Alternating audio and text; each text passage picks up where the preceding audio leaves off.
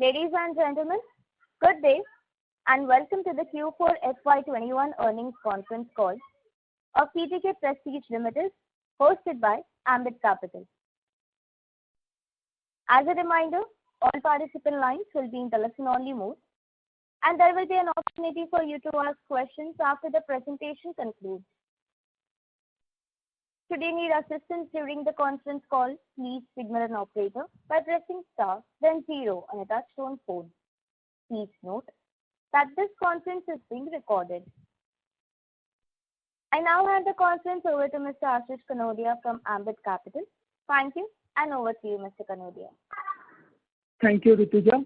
Good afternoon, everyone. Welcome to the 4Q FY21 earnings conference call of TTK Prestige Limited. From the management team, we have Mr. T.T. Jagannathan, Chairman, Mr. Chandru Kalro, Managing Director, Mr. K. Sankaran, Whole-Time Director, and Mr. R. Saranyan, Chief Financial Officer. We will start the call with opening remarks from Mr. T.T. Jagannathan, post which we will start with Q&A.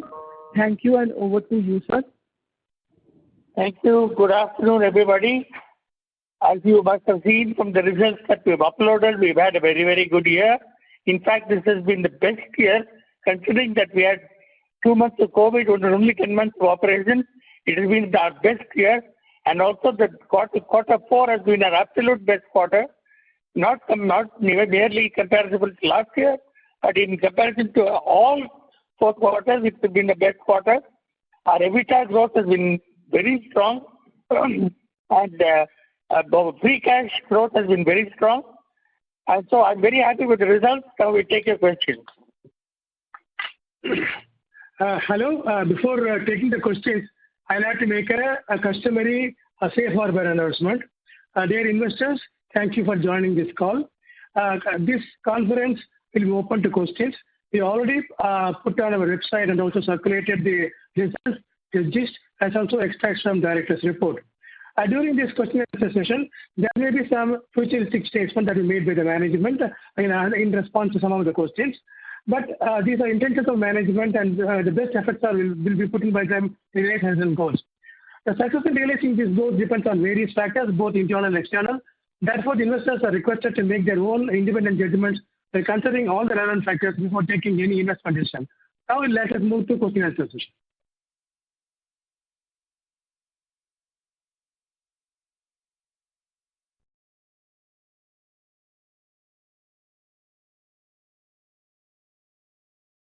Thank you very much.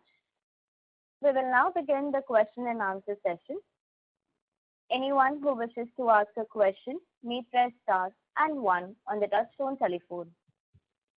If you wish to remove yourself from the question queue, you may press star and 2. Participants are requested to use handsets while asking a question.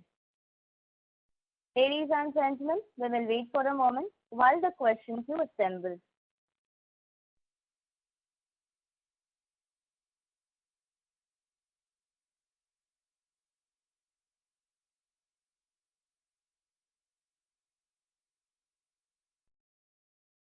The first question is from the line of Ravi Swaminathan from Spark Capital. Please go ahead. Hi, sir. Good afternoon. Congrats on a good set of numbers. My first question is with respect to the kind of price increase that we have taken across cooker, cookware, appliances. If you can do a broad overview, given the fact that commodity prices have gone up. And are these price increases enough as of now, or would we take more price increases given the fact that raw material pricing have been on an increasing trend? And can we maintain our gross margins in FY22? So basically, if you can give a view. Okay. The commodity cost increases have been happening since September and October of last year. And it has been across the board. And we have taken 2 price increases in this financial year for the appliances, and 1 in the case of cookers and cookware. In the case of appliances, where there are plastics and electrics and there's large amount of copper, the price increases have been between 13 and 18% overall, totally. In the case of gas stoves, it's been between 11 and 13%. And in the case of pressure cookers and cookware, it's been about 5%. Now, even after that, in this quarter that we are seeing, we have seen the commodity prices run up, in Q4. But luckily for us, that is something we are seeing that has abated and it is starting now probably peaking. Our idea is to see if we can pass on the cost increases and maintain margins, provided we don't see any reduction in demand. And right now, we are not seeing that danger because the cost increases have abated. And hopefully, going forward, we will be able to maintain our gross margins overall as from year to year. Got it, sir. And from a demand perspective, so basically, this time the second wave, rural has been hit more. What kind of mix do we have between urban and rural in terms of sales revenue mix? And do you see higher impact to sales this time vis-a-vis last year? The rural, directly attributable rural is very small, under 10% that we see. The rest of the goods actually go into urban India. And from there, if there are feeder towns feeding into rural, we don't really track it. As far as the impact of this COVID wave is concerned, we will need at least a couple of months to understand the full impact after the unlock is happening. Can we expect similar sales or even better sales FY22 over FY21? We cannot say anything until we have opened and we have seen a month or two. Got it, sir. I'll come back in the queue. Yeah. Thank you. The next question is from the line of Sameer Gupta from IIFL. Please go ahead. Good afternoon, sir, and hope every one of you is doing safe and healthy. Both of my questions have been actually asked by the previous participant. So I'll ask you on your medium-term strategy. I understand that these are uncertain times, but when we look at our portfolio, when we look at the gaps in terms of our presence, and what kind of strategy are we looking at to ramp up our sales growth? Anything on your total reach in terms of retail outlets? Any target you can share on how you'd like that to be? Any geographical color, whether there is higher presence in southern India and you want to ramp up in northern India? Anything on that front will be helpful, sir. Okay, last year has not been like this by just some pent-up demand happening. Let me assure you there are a lot of things that went behind that performance. First, to answer your question specifically on terms of distribution, we have significantly expanded our distribution in areas which we identified as growth areas in the north and the east, for example. Our maximum increase in the number of outlets that we play in has happened in this FY21. And I believe that distribution is really standing us in good stead as we go along. All our channels have fired well in Q4, and the way we are looking at it, we will continue our journey of innovation. We will continue our journey of launching newer and newer products and establishing or maintaining leadership in all our core categories. Thank you, sir. And just to follow up on this, so when the distribution has seen the highest increase, has it also got to do something with the disruptions in the unorganized and the smaller players, and that has facilitated us in some way, and maybe tomorrow in more normal times it will be that much more difficult to continue on this journey? No, actually not. The distribution increases have not happened because they could not get something else. The distribution increases have happened on the basis of some hard work on the field, on the basis and going and actually tapping counters and putting our product there. Now, the first half was largely disrupted for the smaller brands, but the second half, the supply chains were all back. But if I am going to get repeat sales from those outlets, it means that I have established a sustainable distribution in those areas. Great, sir. That is very helpful, sir. I'll come back in the queue for any other questions. Thank you. Thank you.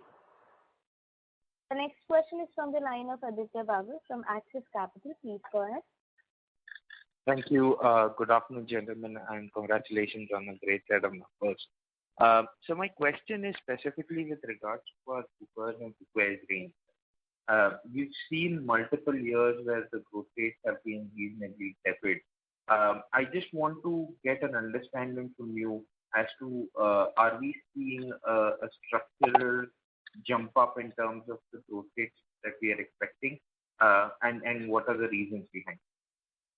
Thank you. I would believe it is too early to say structural because it is only last 10 or 12 months that we are talking about. But the cookware business definitely is looking robust. On our part, as far as we are concerned, you know that we have taken two large steps in both the pressure cookers and cookware. One, in the pressure cookers, we moved all our pressure cookers to the new Swatch platform. And we continue to be unique in that on that platform. No one else has that characteristic of product which actually prevents frothing and things getting dirty in the kitchen. That's a feature that's completely unique to us, and all our pressure cookers have moved there. The second structural change we made in cookware was that we expanded our portfolio in areas which we were not playing to a great degree. For example, we were earlier largely dependent on just non-stick. Our non-stick cookware portfolio got much more powerful, but in addition to that, we've added a full stainless steel cookware portfolio.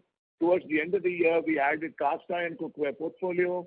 We've strengthened our hard anodized cookware portfolio, and most importantly, our exports on cookware are also doing exceedingly well.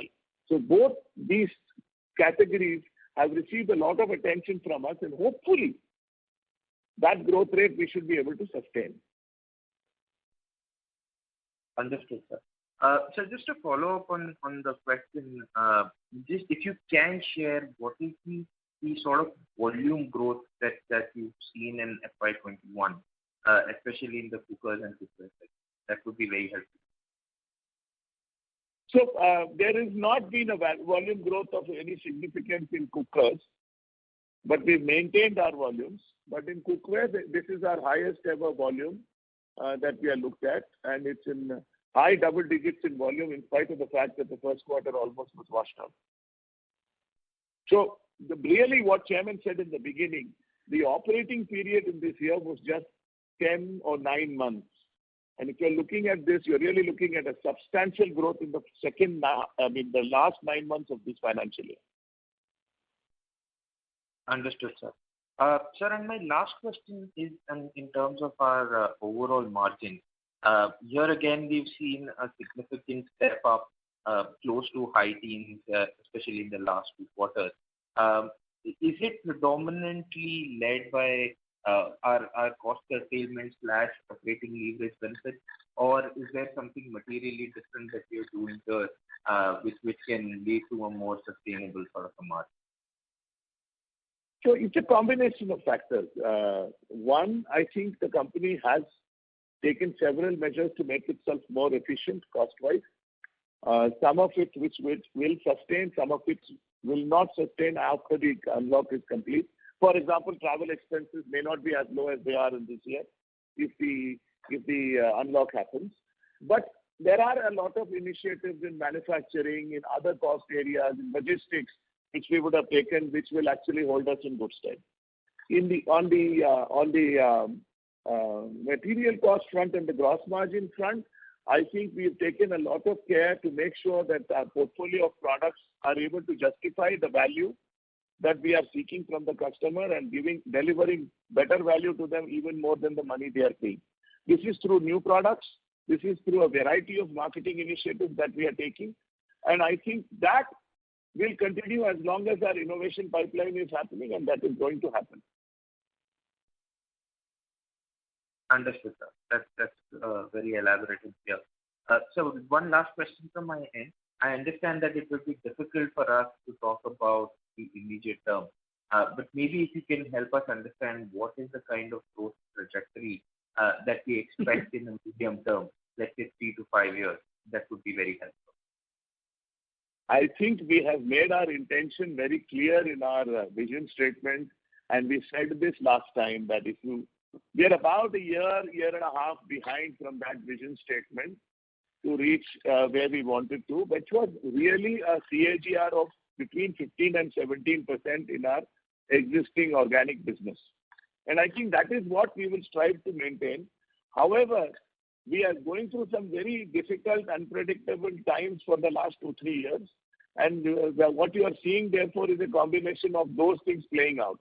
In the meantime, what we are also trying to do is definitely deliver a disproportionate growth in bottom line, which also you are seeing. Perfect, sir. Thank you so much and wish you all the best for the quarters to come.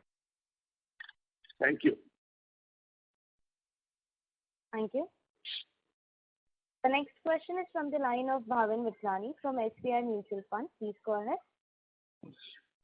Thank you for the opportunity and congratulations for great set of numbers.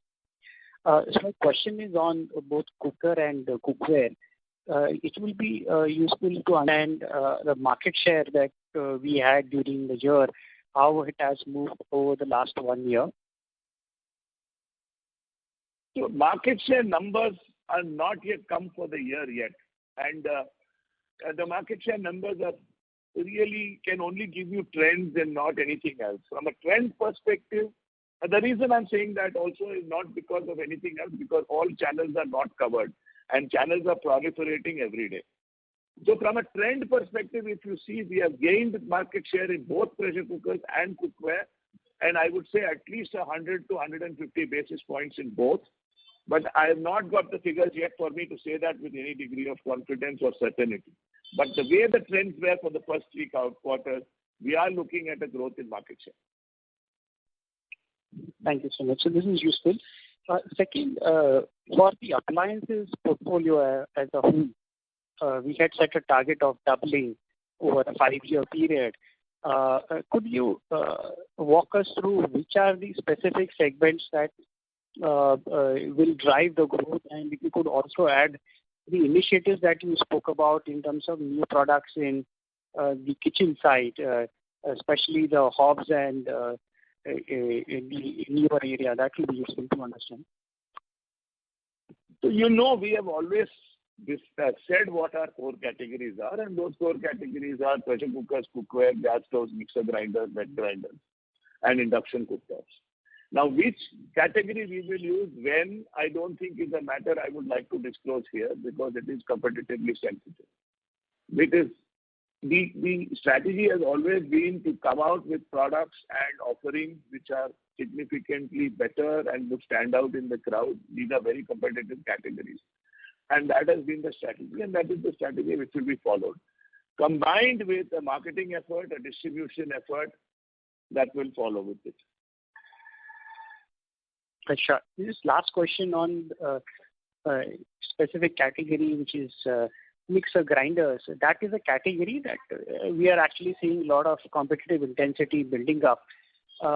Could you help us understand the initiatives that we are taking to defend and grow our market share in this category? So the good news and bad news is we are not yet leaders in the mixer grinder. So we are the ones who are the aggressors there, and it is definitely getting more competitive as we go along. There are some very well entrenched players in the market.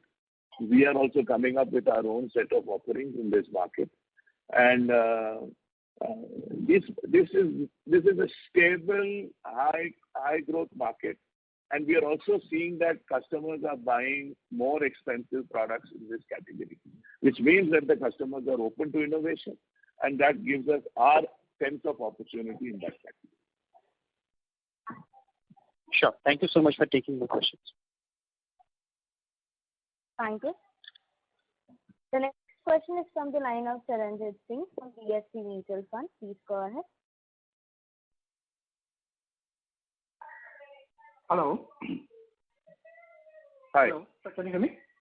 Hi, sir. Yes, we can. Sir, yeah, if you can just help us understand in terms of the channel mix for the quarter and for the full year. And we have seen, earlier a very significant increase in proportion of sales from online. Has it stayed at that 25% or it has increased more in Q4? That's my first question. So I wouldn't be able to give you all the details of the channel mix, except that I can tell you one thing, that all our channels have grown in the Q4. And in fact, the other channels, other offline channels have grown faster than the online channels. That I can tell you. Overall, today, online is less than 20%. It's 19% to be precise of our business. Okay. And so what proportion would be contributed right now from MFI channel? It is very small. Okay. Sir, and the other thing is now when we listen to the commentary of the other companies, so the thought process is maybe tier 1 will recover faster than tier 2, tier 3 this time. And, because the problem is more widespread and the deeper into the country. So in terms of our mix of tier 1 versus tier 2, tier 3, how is that? And based on that, then how do you see the outlook for our different product categories? So I told, I think, to somebody else that we have added distribution this year. Probably the maximum number of outlets have been added this year. Most of these outlets have been added in the tier 2, tier 3, tier 4 towns. And our idea is to make sure that our penetration in these towns goes up and up and up. Because we do believe that the growth rates are faster in those geographies. Having said that, I don't think there's been any significant shift towards tier 3, tier 4 towns last year, because the benefits of these will accrue in the years to come for us. But yes, there has been some growth in those areas, and we have grown faster in the smaller pop strata than in the larger pop strata. But growth has come everywhere.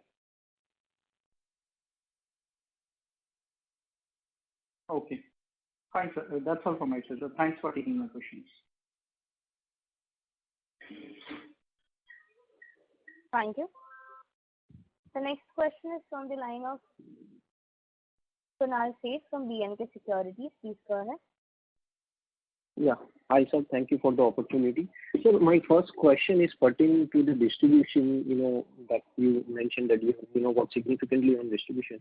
So I just wanted to check on, how do we, is there a room to, how do you look towards this? Is there a room to improve distribution further? Is there a matrix where, you have reached an X number of outlets out of total number of outlets in terms of reach that you follow? Or if you can give us some sense on that? There is always room for improvement, and I do believe there is enough headroom to get more and more outlets as we go, and we are still looking to increase that distribution. Okay. And sir, secondly, on the cooker and cookware category, what would be your assessment of a fair number in terms of growth that these categories can grow at? And given the distribution and the product action that we have taken, is it fair to assume that TTK has ability to outgrow the market for the next few years, and given that we have a dominant position in these markets? That is the intention. These are our core categories.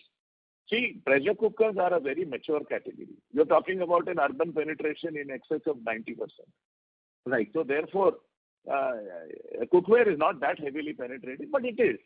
Now, when these are very mature categories, in the past we had at best high single-digit growths in the category. Right? And in cookware also we had low teens growth in the category. That is where the categories are. Now, when we are talking about the 17-18% or 15-17% growth, we are obviously trying to see whether it's a good year or bad year. We are looking at see how we can beat our peer group. Right?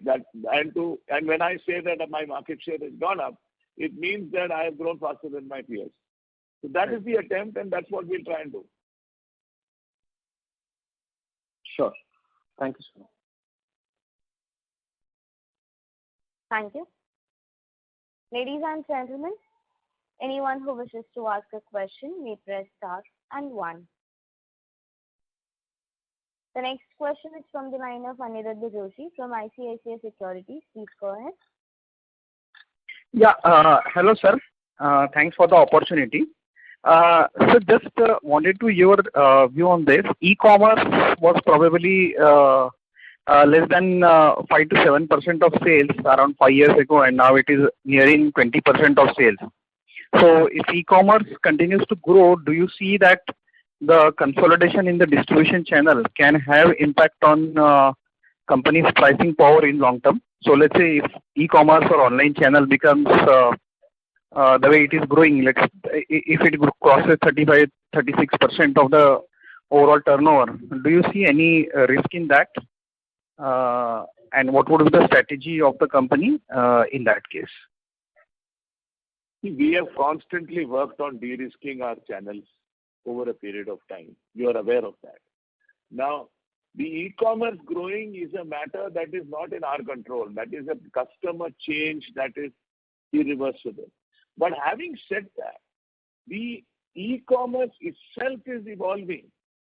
The number of ways in which a person can buy digitally, e-commerce is now transforming into digital commerce. The offline stores are looking at capturing the digital commerce. So there's a lot of evolution that is happening. There's a lot of churn that might happen. Our idea is to be present where the customer is going. And as long as we can be present where the customer is going and actually deliver a good experience to the customer, we believe we are on the right track. Rest is up to the customer. We are here to serve the customer. Okay. So another question, what would be our market share, let's say in offline channel versus the online channel? So at least we have seen in consumer staples that online channels, though the pricing power becomes a question, but still actually the competition is low in e-commerce. So the market share for an organized or a larger player it can be higher. So what would be roughly difference in market share in offline channel versus the online channel for us? So I cannot give you the market share because I don't have the hard facts in front of me yet. But I can tell you that we are leaders both in online and offline in those categories which I have said. Now, the point that you made that offline competition is low, I disagree with. If anything, the online channels, you said the online competition is low. The online channels offer a ready-made platform to the, lesser-known brands, for want of any other word. And they give them access to a marketplace which they otherwise didn't have. So it's a competitive world out there, and we have to constantly make sure the customer sees the value in our brand. And remember, we are in durables. We are not in FMCG. So therefore, a substantially good after-sales service is very important to a customer. And that's something we've taken a long time to build. And we believe that is our true strength. Okay, sure, sir. Just last question. In the opening remarks, you indicated about the price hikes across products. So I missed that number. So if you can please just share that number again. That's the last question from my side. Thanks. So what I had said was, we have taken 2 price increases in appliances and 1 price increase in pressure cookers and cookware. In appliances, we've taken between 17 and 19% in electrics, and we've taken about 13% in gas stoves, and we've taken about 5% in pressure cookers and cookware. Okay, thank you. Thank you. The next question is from the line of Achal Lohade from JM Financial. Please go ahead. Yeah, thank you for the opportunity, sir, and congratulations for great performance. Sir, my first question is with respect to the gross margin expansion. If I look at the QOQ, CQ being typically seasonally good quarter for us. So how do we explain this gross margin expansion? Is it driven by higher price increase than the cost inflation, or is it promotion or the scheme run typically in the fourth quarter? So as I said, it's a combination of factors. Number one, we had passed on the price increase. We had effected the price increase in the quarter. Second, we had a good channel mix, and third, we had a good product mix. Combination of that is what you are seeing as the expanded gross margin. Understood. The second question I had, with respect to the, in terms of the retail tracking. So, we hear a lot of other companies, retail. I'm not able to hear you. Can you speak again? Is it better, sir? Can you hear me now? Yes, I can hear you now. Sorry for that, sir. My question was, a lot of other appliances companies are talking about they're able to track the retail sales through their distributors or dealers. So where are we on that aspect? Are we able to track our retail sales? Like you mentioned about the rural sales actually partly happens to urban. So is there any way to track? Have we worked on that aspect, and where are we on that? So we have a full distribution management software with which we track our sales from our distributors to our retailers. This is very well in position. We have our dashboards from our large format stores, which actually help us track our sales. We have our dashboards with the online platforms, which help us track our sales. We have, with rural, we have a dashboard which helps us track our sales. So virtually all channels, we are tracking our sales to the last outlet. We are not able to track completely from there the tertiary in terms of the general trade. The tertiary from our large format, we are able to track. Nobody can. Is that the question you had? Right. Understood. So basically, the retail sales are not able to track, but the sales from the distributor or from us to the retailers we are able to track. I hope I got it right. Yes, correct. You are right. And with respect to the categories like cookware, what is the stainless steel mix? Because I remember sir talking about the stainless steel is more durable, so the growth could see an impact, even though immediate growth could be larger. So just sort of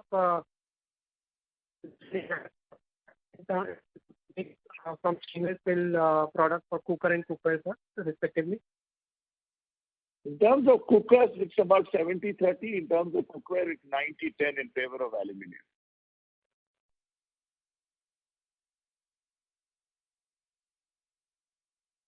Hello? The shift may be as sharp as what I'm talking about. Sorry? I didn't hear that. The shift, from aluminium, like currently for cooker, Your line is breaking up. Can you hear me, sir? Is it better? Yes, now it is better. Sorry about that, sir. In terms of the stainless steel mix, for cooker it is 30% currently. How do you see it over the next 3 to 5 years? Do you see it, getting swapped with the aluminium? I felt that way 24 months ago when there was so much bad publicity about aluminium. But I believe that people have understood that is just bad publicity and nothing else, and there is no factual things there. So I do believe that stainless steel over a period of time will grow along with the prosperity of India, but it will be a slow process. It's not going to happen overnight. Got it. And sorry, if I could ask one more with respect to the gas stove number for the full year, would it be possible to break it up, sir, in terms of the appliances revenue? Sorry, come again. What was the question? Gas stove revenue for FY21, sir. Gas stove revenue from gas stove. I wouldn't like to give you that breakup at this point in time. We have given you some breakup. That's what we can stay with. Understood. That's very helpful. Yeah. Sure. Thank you so much. I'll come back in the queue.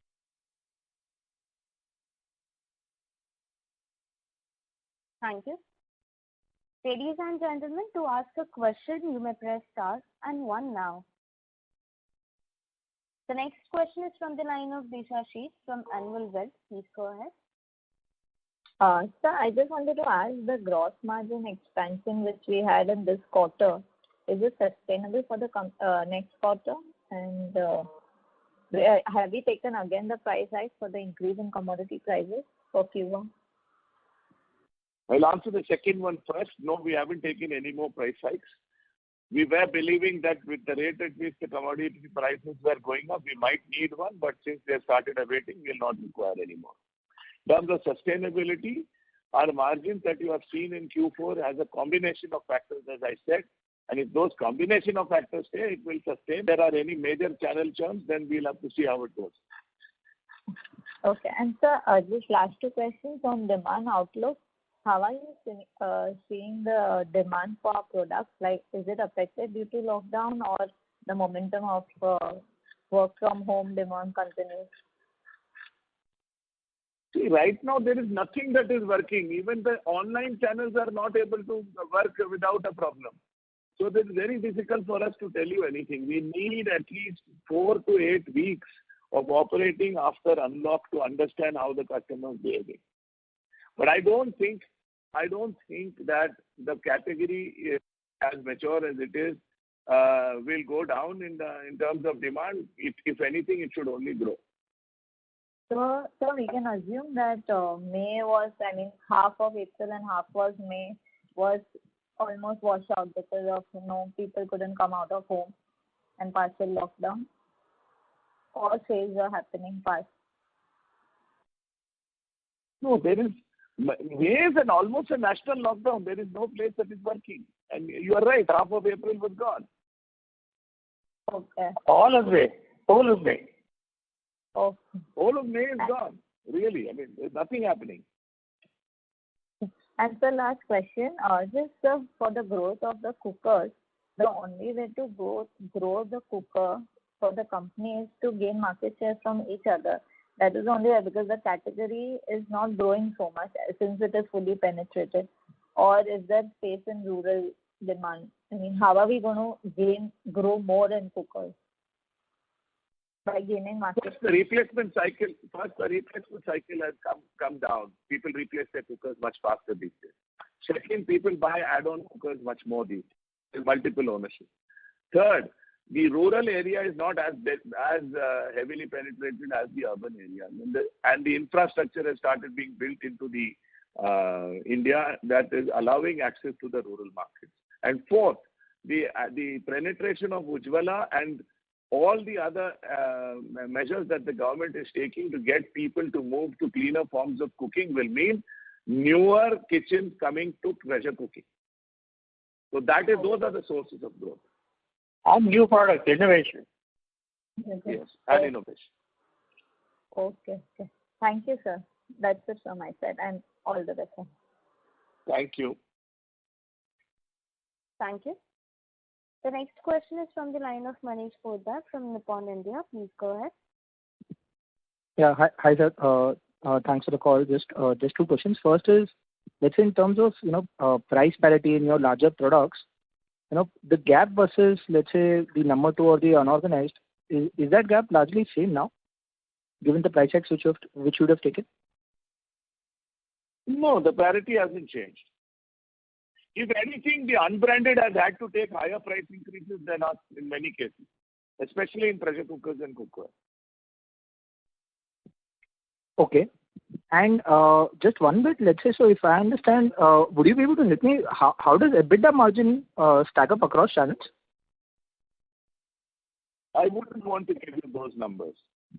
But let's say qualitatively, let's say which channel is better than, let's say, the others? So the online and large formats are roughly similar. The general trade and my own retail is roughly similar. Okay, great. Fine. Thank you. Thank you. The next question is from the line of Naveen Trivedi from HDFC Securities. Please go ahead. Yeah, good afternoon, everyone. So my question is, so if I look at product mix between 3Q and 4Q, then I find no such difference in terms of the price.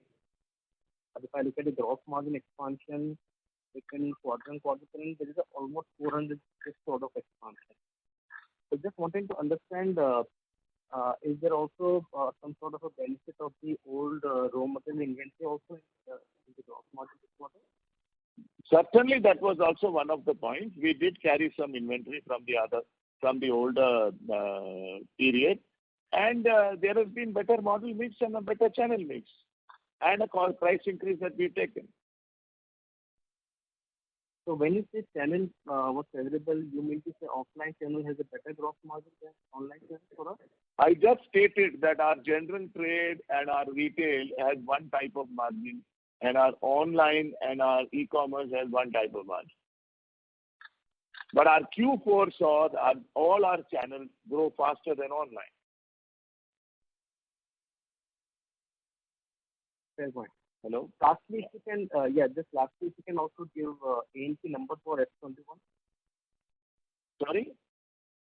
If you can share the ad and sales promotion spend for the year. It's been around that 6% level for a long time. Sure. Thank you so much. Thank you. The next question is from the line of Aniruddha Joshi from ICICI Securities. Please go ahead. Yeah. Thanks, sir. Just one follow-up question. Sir, if you can indicate core categories that we mentioned, pressure cookers, gas stove, mixer grinders, and other key categories, induction cooktop, etc. So, what it would be roughly, maybe 5-year, 6-year types. If you can share these numbers, even if indicative, it's fine. So I didn't understand the question. Can you say that again, please? The replacement cycle means a person may buy a pressure cooker, then he will come back to replace that cooker maybe after 5 years or 6 years, because the first pressure cooker will not be that efficient, or may have some issues, etc. Or he may just want to replace that. So for pressure cookers today is under 5 years that we are seeing, not because of not being efficient, but simply because people get bored. It's like the way you change your mobile phone. Whether it's working or not, you tend to change it. It's like that. That's something that the customer has had to do. And in our case, we are driving replacement by bringing out newer and innovative products. For example, the Swatch cookers, we brought out the Nippon cookers, etc. In many cases, they're not even replacement. They just add-on buys. Cookware replacements are faster because they tend to wear out faster. So non-stick cookware, maybe a year or 2 years, they will replace. Induction cooktops, maybe 3 years. Gas stoves, maybe 5 years. Mixer grinders, maybe 4 years. Depends. Every one of which category has its own reasons for replacement. Reasons for replacement are either it's worn off, they found a better product, they need an add-on capacity, they want to use it for something else, etc. okay, sir. Thanks. That was the question. Thank you. The next question is from the line of Bhavin Vithlani. Please go ahead. Thank you for the opportunity again. So on your press release, you mentioned the Kharadi factory continues to be in the lockdown, and it's like 2 quarters in a row. It'll be useful to understand what exactly the issue is now and when do we expect a resolution. So they had entered into an illegal strike which forced us to declare a lockout. Right. And after that, there have been several rounds of mediation between the Labour Commissioner, the union, and us. And that process is still on. Sure. Any timeline that we could expect on the resolution? Because it's been... These things are very difficult to predict. Obviously, the company would want its factory up and running as quickly as possible. We are in the meantime doing things like maintaining, we are going for periodic maintenance and other things so that there are no major losses due to the factory being shut down. All of that is happening. But I don't think we can say that this is when we will complete this process. Understand. In the previous quarter, you had mentioned about the expansion that you have undertaken in various categories. If you could walk us through what is the level of expansion that we are doing in cookware and appliances category, and where are we in that expansion process? Are you talking capacity expansion? Yes, please. So cookware, we've almost doubled our capacity. We've just built a new plant which will get commissioned in the next 3 months because this COVID has actually delayed matters. We've actually doubled our capacity. In terms of pressure cookers, we are looking at maximizing the usage of machines to improve the production right now. We are saying that let us wait for some time before we can add capacity after we have seen the post second wave situation, and then we'll take that decision. In terms of appliances, all our vendors have actually doubled their capacity for supplies. You know, last year we took a very bold decision of moving all China finished goods into India. Most of that has been complete. Those capacities have been set up. So when this lockdown opens up, we will have those supplies coming in. Our supply chains are in place. Sure. The last question, what will be the revenue share from our own stores, PSK, and how are we seeing in terms of store expansion and our increase in the share? So our own PXLs are actually around 14 to 15% of our total revenue. We are at about 620, 613 number right now. And we are looking at seriously putting in all efforts to make sure that our expansion program on PXL accelerates in the coming years as we go along. We believe it's a seriously it will help the brand as we go along. Sure. And what percentage of these 630 numbers will be owned and the franchise ones? 98% or 99% are franchise. Okay, fine. Sure. Yeah. Thank you so much for taking my questions. Yeah. Thank you.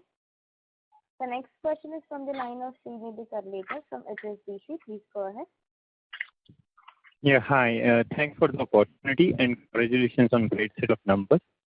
Sir, just a couple of questions on cookware category. Sir, given your current product portfolio, how large is this cookware market according to you, and how fragmented is the market? You're asking how big is the category?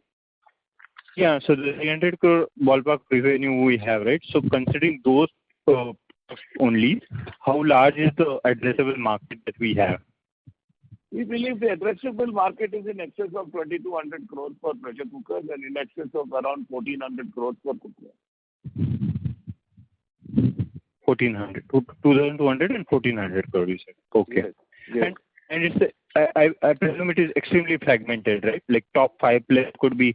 So that's 1,400 crores which I told you. Sorry to interrupt you. Non-stick cookware is very much smaller than that. It's less than 8, but it's about 900 crores if I'm right. And then there are other variants of cookware like stainless steel, cast iron, etc. Okay. Yeah.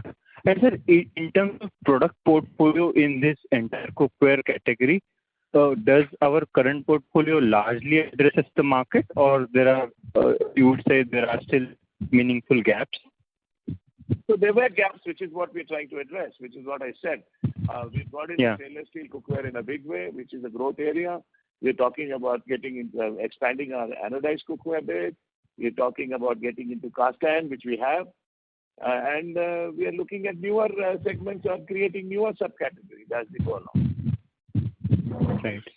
Fair enough, sir. And sir, one question on demand elasticity to prices. Sir, according to your own experience over decades, how does consumer react to such a steep price hike according to you? Maybe in 12-13 we had similar price hike, I presume. So and how is it different between cooker and cookware, and how is it different in appliances? Would you say appliances is much more category which differ consumer buying can happen compared to, say, cooker and cookware? Yeah, India is a value-seeking market. The value-seeking customer will see through if you are trying to rip him off or rip her off with price increases that are not justifiable.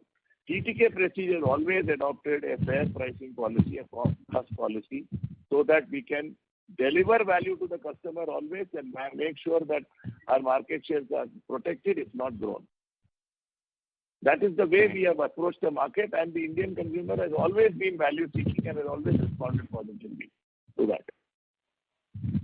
Right.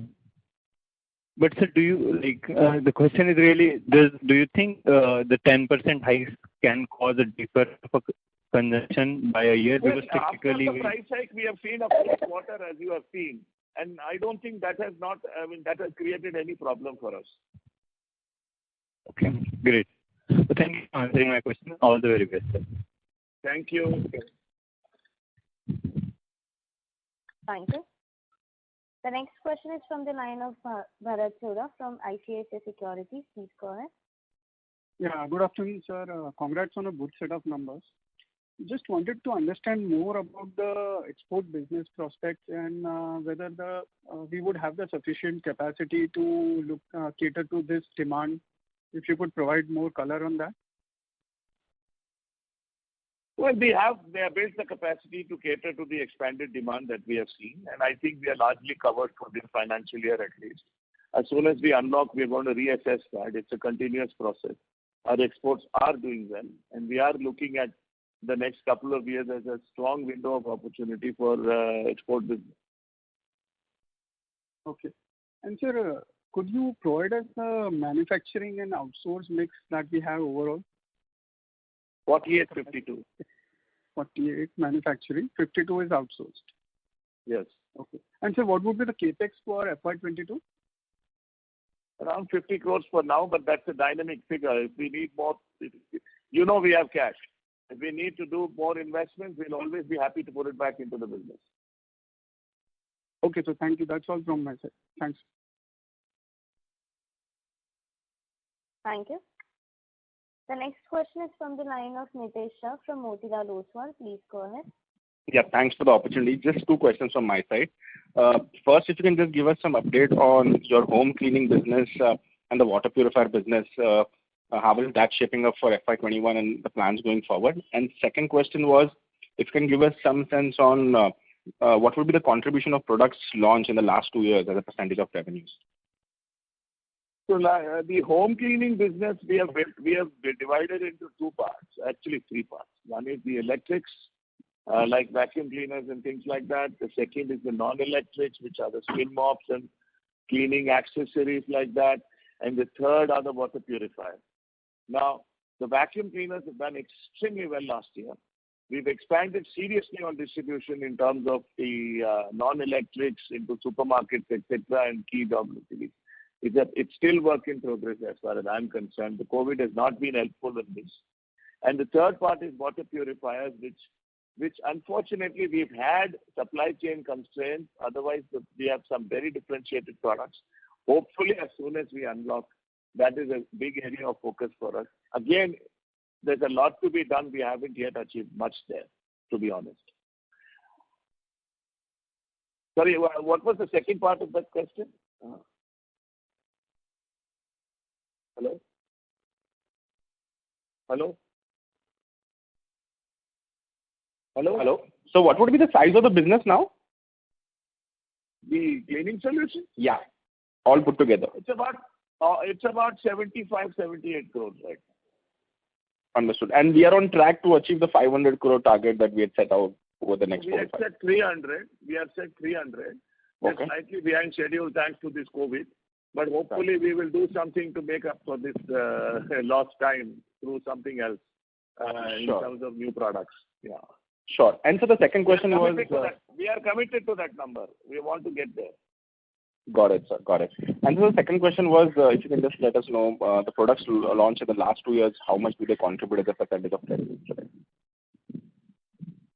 I don't know if I have that number ready, but I mean, if you look at pressure cookers, I think 90% of our pressure cookers have been launched in the last 1 year because the entire platform has been transformed into Swatch. So, I mean, I'm not sure if I can give a number, but yes, the new product launches we've had in each of the core categories, we've had significantly successful new product ranges that we have launched. We don't launch products, we launch ranges. And in many of the categories, between 20 and 30%. In cookers, particularly because everything was moved, probably almost 90% of our sales is now on the Swatch platform. Got it, sir. Thank you so much, and I'll come back. Thank you. The next question is from the line of Nirav Vasa from Anand Rathi. Please go ahead. Hello, sir, and thank you very much for the opportunity. Sir, my question pertains to the prestige lifestyle products which we are marketing as a super premium category of kitchen appliances. So any kind of, I understand that business is in very initial stages, but any numbers can you give for that particular category and kind of growth and the marketing spend that we can do for that category exclusively? That would be helpful. Yeah, actually, unfortunately, we have not been able to expand beyond what we had 2 quarters ago because of various constraints. So I don't know if I can answer that question now. Maybe a quarter later we'll be able to get a better hang of where we are on this. Thank you, sir.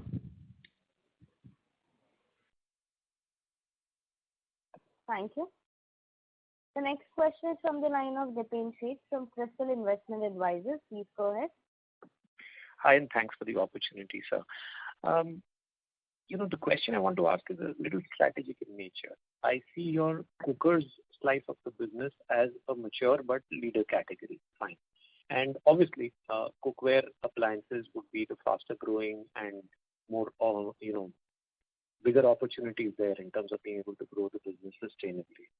Of course, cookers has its benefits as well. But my question is, as you build out the cookware and appliances businesses, and they are already at something like 60-70% combined in the revenue mix on the standalone basis. What are the big challenges that you're running into on these categories? You've mastered cookers, I'm good with that. You've done some great stuff here, and now it's 70% of your revenues. Is it that you're running into challenges on very strong competition? Big challenges on product development and innovation? Is it that the pricing aggression from competitors is high? Is it that the channels are difficult to build up? Is it that the inventory management is posing challenges? Where are the challenges from, let's say, a 2, 5, 10-year perspective in these businesses? Because I see them as also very, very high potential and a lot of good work to be done over the next maybe half a decade or a decade. You are talking about challenges in appliances and cookware or in pressure cooker? Yes, sir. Appliances and cookware. So, these appliances are a much larger space to play in, and they are far more fragmented. You are aware of that. Yes. In cookware, actually, we have even better market share than pressure cookers when it comes to non-stick cookware. So, the two are really two different things. There is a lot of headroom for us to go in appliances. There's a lot more scope for innovation, and therefore that's something that we have. The challenge is obviously, there are very few brands that have done what Prestige has done. Prestige has made the transition from a non-electric player to an electric player. And I don't think there is any company in this country which can say that with any degree of confidence. So the challenges we have already overcome. Where it is to be overcome is in some categories like mixer grinders, where there are very strong players whom we have to challenge as we go along, and we will do that. And we will do that with very strong, innovative product offerings, and we believe the customer is always receptive in these categories for that. And the category offers us that space. That has been the strategy largely going in the last so many years. Okay, I'm hearing you loud and clear. Thanks very much. Yeah. Thank you. Ladies and gentlemen, as this was the last question for today, I would now like to hand the conference over to the management for closing comments. Andrew, you do the closing. Well, thank you so much, ladies and gentlemen, for the very engrossing 1 hour. Yes, we've had a fantastic quarter and a very good year, and hopefully the unlock shall bring in a new and buoyant market for us, and we hope to continue to do as well as we have. We have all the other ingredients in place as we go forward to meet that growth challenge. Thank you very much again. Thank you. On behalf of Ambit Capital, that concludes this conference. Thank you for joining us, and you may now disconnect your lines.